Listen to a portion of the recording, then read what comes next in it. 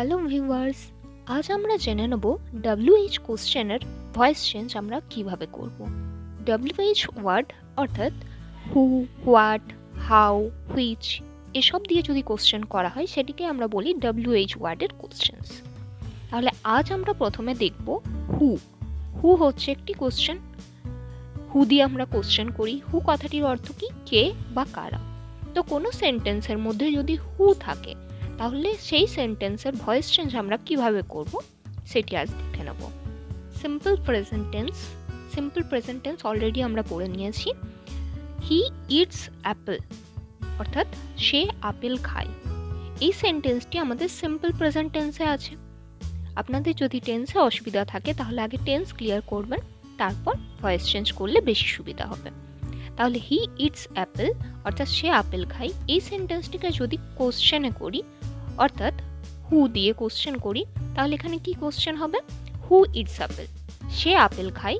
এটা যদি আমরা কোশ্চেন করি তাহলে কি হবে? আপেল কে খায় বা কে আপেল খায়। এটিকে তাহলে আমাদের ইংলিশে কি হয়ে যাবে? শুধুমাত্র হি এর জায়গায় চলে আসবে হু, অর্থাৎ যেটা আমাদের প্রোনাউন বা নাউন থাকছে সেখানে আমাদের বসে যাচ্ছে কোশ্চেন ওয়ার্ডটা, যেটা হচ্ছে হু। তাহলে বাকি সেম থাকছে হু ইটস অ্যাপল, আপেল কে খায়। তাহলে আপেল কে খায় এর ভয়েস চেঞ্জ কি হবে? কার দ্বারা আপেল খাওয়া হয় বা আপেল কার দ্বারা খাওয়া হয়।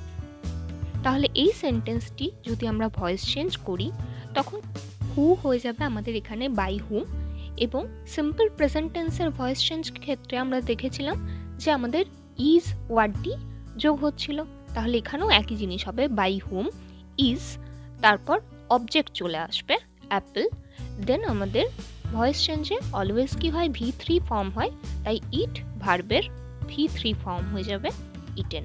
তাহলে by whom is apple eaten, আপেল কার দ্বারা খাওয়া হয়। এটি হয়ে যাচ্ছে আমাদের সিম্পল প্রেজেন্ট টেন্সের ভয়েস চেঞ্জ।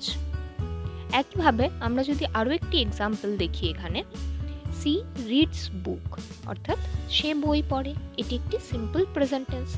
এটিকে যদি কোশ্চেন করা হয় তাহলে কি হবে? কে বই পড়ে অর্থাৎ হু রিডস বুক। এই সেন্টেন্সটি যদি ভয়েস চেঞ্জ করা হয় তাহলে কি হবে? বই কার দ্বারা পড়া হয় বা কার দ্বারা বই পড়া হয়। তাহলে এখানেও একইভাবে কি হয়ে যাবে? হু যেটি আছে সেটি হয়ে যাবে বাই হুম। তারপর এটি সিম্পল প্রেজেন্ট টেন্স, তাই এখানে আসবে is.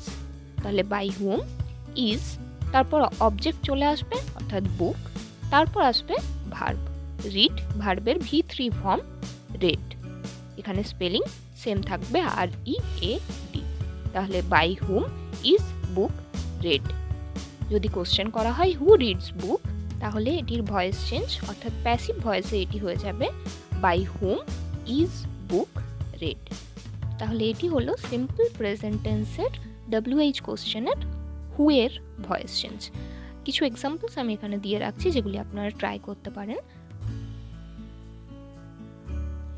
Who breaks branches, who writes story, who jumps in field, who sleeps at afternoon, who sings song.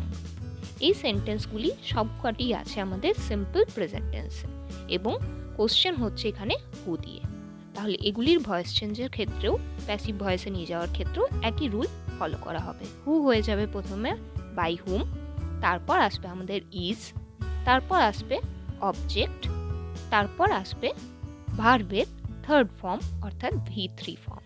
Next ভিডিওতে আমরা ভয়েস চেঞ্জের আরও কিছু টপিক নিয়ে আলোচনা করব। Thank you.